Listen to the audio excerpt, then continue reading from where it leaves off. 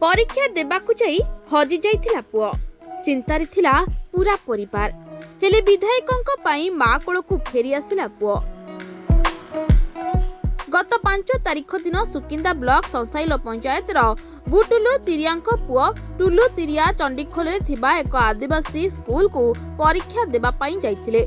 सेठारे से निखोज हो जाइथिले। परिवार लोके बहु खोजा खोजी परे भी पुओ को पाई पारि नथिले। शेषरे सोशल मीडिया रे देखिले पुओर फोटो। धर्मशाला विधायकंक पाखरे थिला पुओ। विधायक हिमांशु शेखर साहू गत 6 तारिख दिन जारका जाउतिले। बाटरे पिलाटिकु एकुटिया चाली चाली जिबा देखि संगे संगे ताकू केउठु आसिछो बोली पचारिथिले। से किछि न कहि परिबारु ताकू सांगरे निज ऑफिस को नै जाइथिले विधायक। सेठारे विधायक पिलाटिकु ता परिवार और ठिकଣା विषय रे पचारिबारु पिलाटी भयभीत होई किछि न कहि परिबारु से तार फोटोटिकु सोशल मीडिया रे पोस्ट करिथिले। एथि सहित पिलाटिकु धर्मशाला थाना रे जिम्मा देइथिले।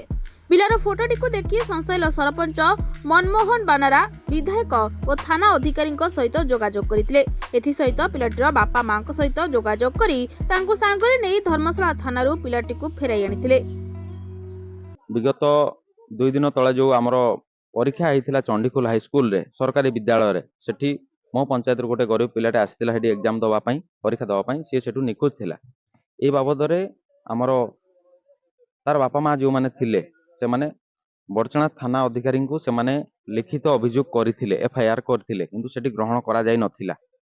आजिका दिन रे से पिलाटी को मो धर्मशाला थाना रे थाना अधिकारी को पाखरे मु पाइछि।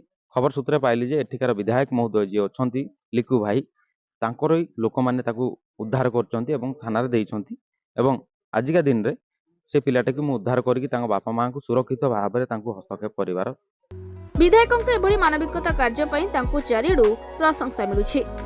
जाजपुर भागीरथी नाथंक रिपोर्ट, सरकार न्यूज।